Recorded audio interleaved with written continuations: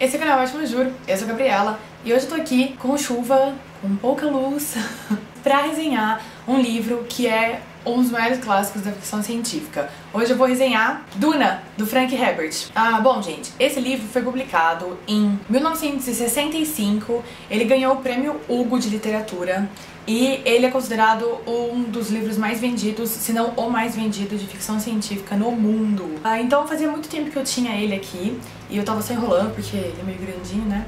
Mas li, foi a minha primeira leitura de 2016 e vou falar um pouquinho sobre ele pra vocês então. Duna é dividido em 3 livros, né? Ele chama de livro aqui, mas na verdade são 3 partes, a história toda, que se passam, conforme vai passando o tempo, vai virando a parte, né? Por assim dizer. E ele começa num futuro intergaláctico que é uma espécie de mundo feudal. Tem um império e esse império ele controla todo o universo, né? Enfim, né? Sei lá. E dentro desse império tem algumas casas maiores, que são as casas nobres, e essas casas nobres, essa nobreza, cada casa controla um planeta, pelo que eu entendi, e esses planetas são como feudos, né?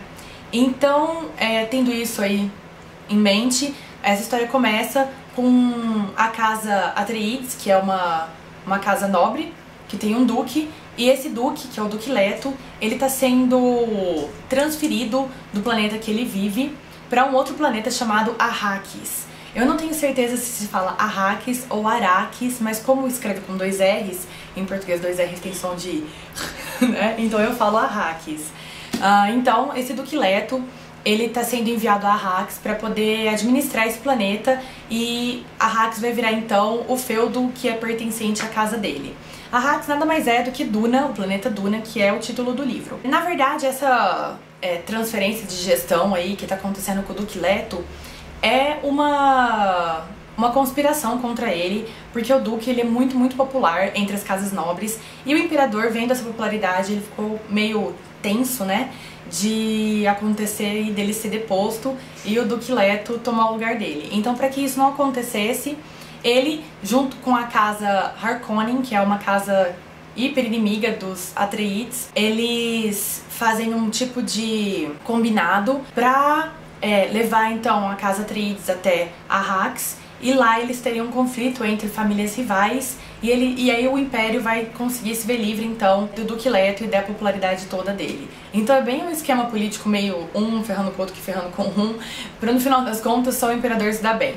Então o livro começa contando essa história e paralelo a essa história vem a história do filho do Duque Leto, que é o Paul Atreides. Na verdade o centro, o principal de Duna é a história então desse menino, do Paul Atreides. Então o Paul ele é treinado pela mãe dele nas artes que eles chamam de Bene Gesserit, que são algumas bruxas, né, nesse universo, que elas têm alguns poderes de manipulação. É basicamente manipulação mesmo, que elas conseguem manipular as pessoas através da fala, através de gestos. Então ele é treinado nessas artes de manipulação e tudo mais. Ele é treinado em artes de armas, ele é treinado de várias maneiras pra poder um dia tomar o lugar do pai, no futuro feudo que vai pertencer a eles, que é Arrakis. Então vai contar muito a história desse menino.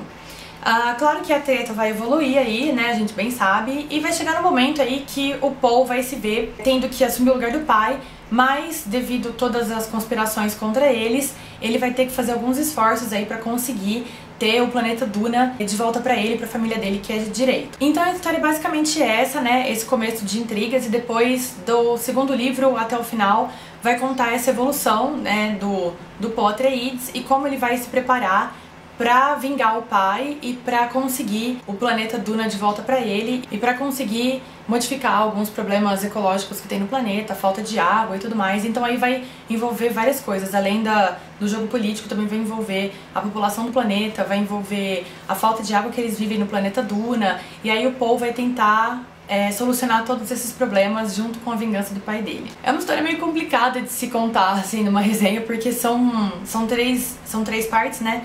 E elas são bem trançadas assim, então se eu falar muito dou spoiler, então, né, vou ficar por aqui.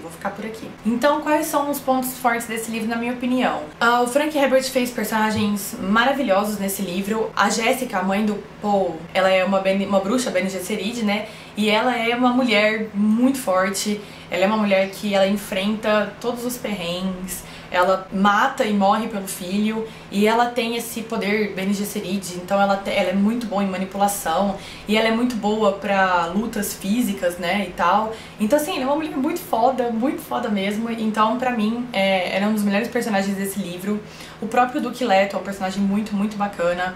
E os secundários são muito bons também. Os meus preferidos são o Gurney e o Stigger, que são homens de armas ali da família Atreides, né, que trabalham pra eles e são personagens muito bacanas. Então eu acho que assim, o grandíssimo forte desse livro são esses personagens marcantes que você fica assim, toda hora querendo saber o que vai acontecer com eles, onde que foi parar, o que tá acontecendo, vai voltar, não vai voltar, vai trair, não vai trair. Então, muito bom mesmo. Uma coisa que eu gostei muito também foi a raça Fremen que ele criou, né? Que é uma raça de... Na verdade, são humanos que passam por algumas transformações no planeta Duna, porque o planeta Duna, ele tem uma especiaria muito... que é constante no planeta, que transforma um pouco o organismo das pessoas. Então, essa raça Fremen, ela é característica do planeta Duna, e as pessoas têm o olho inteiro azul, sem nenhum branco, nem íris, nem nada, inteiro azul, por conta dessa especiaria que é abundante e tudo mais. E como eles têm muitos problemas com água, a água é muito escassa em Arrakis, eles têm uma tecnologia que eles desenvolvem que chama traje estilador, que é um traje que a pessoa veste e toda a água do corpo dela é armazenada pra ela poder tomar aquela água depois. É meio mas depois que você lê, assim, você entende. E é um negócio que é fantástico, a ideia dele é genial. Toda a água do corpo é armazenada e é retirada de uma maneira específica lá e tudo mais. E assim, é muito legal mesmo. Pra mim, esse livro tem alguns pontos fracos. Eu dei 5 de 5 pra ele, até esqueci de falar, né? Porque é uma obra grandiosa, assim, eu achei fantástico. Mas ele tem alguns problemas com a narrativa. Em diversas partes ele fica muito arrastado, principalmente na transição, que é o livro 2. O livro 1 é muito bom e o livro 3 é bom, mas o livro 2 ele é muito arrastado. Então em vários momentos eu ficava... Ai, eu queria saber o que vai acontecer logo, então, né, vamos ir, vamos andar, vamos, né, com essa história. Eu acho que ele fez isso porque é um período de transição até pro Paul, que é o personagem principal. Então você fica ali junto com ele naquela coisa de vai, não vai, vai, não vai. Então eu achei o livro 2 um pouco arrastado, a história fica um pouco difícil, porque na verdade são um livro de quase 600 páginas, então é meio pesado naturalmente. Quando entra essas partes mais arrastadas, dá uma preguiça que, né, enfim. Mas eu acho que esse é o único ponto fraco, é esse livro 2 mesmo, porque de resto...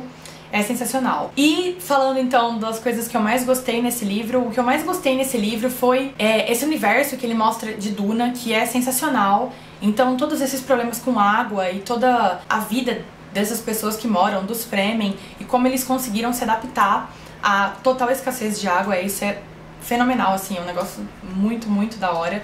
E o que eu gostei também é que é um livro de 1965, que ele já antecipou vários problemas que a gente tem hoje, falando sobre falta de água, e ele fala muito sobre consciência ecológica, sobre respeito pela natureza, e eu achei isso muito bacana, assim, você lê, é um livro que tem muitas ideias, assim, que são fantásticas. E uma coisa que eu gostei muito nesse livro é que ele se passa num futuro, inclusive que a Terra já não existe mais, e mesmo assim, sendo um livro futurista, ele não tem nenhum computador, ele não tem nenhuma tecnologia digital. Porque aqui explica que eles acreditam que a tecnologia digital, os computadores, um dia podem se tornar mais inteligentes que os humanos e tomar o lugar dos humanos. Então, eles extinguiram completamente os computadores no universo do Duna. Então, toda a tecnologia ou vem da natureza ou vem do próprio homem, né? Mas assim, nada de computador. Então eu achei isso fantástico, porque é um livro que se passa no futuro e que não tem computador, gente. Eu nunca tinha lido nada assim. E funciona muito bem. Você vê assim como ele consegue substituir a tecnologia de computadores por outras coisas, e é sensacional. Achei que essa ideia dele foi genial mesmo, e é um dos pontos altíssimos do livro, na minha opinião. Bom, falando então sobre a edição dele, Duna é publicado pela Aleph aqui no Brasil. Essa edição já é uma edição antiguinha, já faz tempo que esse livro está sendo publicado com essa capa. Ele tem algumas continuações, que eu sei, na verdade muitas, né? Eu acho que só o Frank Herbert escreveu mais 4 livros do universo Duna, e depois o filho dele escreveu mais uns 5, 6, por aí. Então, eu acho que é isso, pelo que eu tava pesquisando na internet, eu vi. Então são muitos livros com o universo de Duna, mas eu também já fiquei sabendo que os outros não são muito bons, as histórias são um pouco fracas e que a continuação dele cai muito. Então eu acho que eu particularmente vou ficar só com Duna, com o primeiro, que pra mim tem um final que amarra bem, tô satisfeita. E como os outros são médio ruins, né, acho que eu vou passar porque todos eles são desse tamanho e não dá pra você ficar lendo livros de 600 páginas que são médios, né? Enfim. Bom, então eu acho que a Aleph vai publicar alguns outros do universo Duna esse ano, mas eu não sei se eles vão mudar o conceito da capa e tudo mais. Espero que não, porque essa capa é bem bonita, né? Eu acho essa edição bem bonita. Ele é bem grande, a letra dele não é muito grande. Então, assim, é um livro que é um pouco duro de ler. A fonte é um pouco pequena e o espaçamento é bem assim, ele não dá nem meio centímetro aqui no cantinho, né? As margens dele são bem assim, né? Tudo bem colidinho pra caber tudo, a letra é pequena. Então, por isso que foi uma coisa meio difícil de ler também, porque nessa letrinha a gente lê e não vai, né? Apesar da letra pequena, a edição é bonita.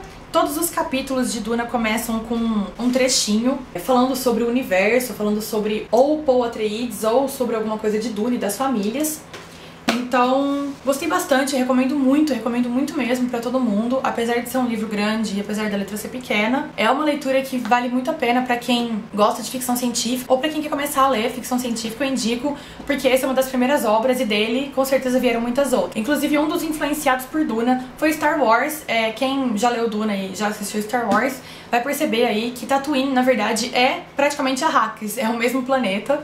Então, George Lucas se baseou bastante aqui no planeta Duna e tudo mais. E eu acho que vale a pena porque como é um dos primeiros clássicos, assim, né, estourados de ficção científica, vale a pena começar por ele e depois ler outras coisas, né? Até pra comparar e tudo mais. Então é isso, espero que vocês tenham gostado da resenha de Duna e que vocês se animem de ler. Espero vocês na semana que vem com uma pequena mudança, já até anunciei no Face, eu vou começar a postar os meus vídeos às quintas agora, não às quartas mais.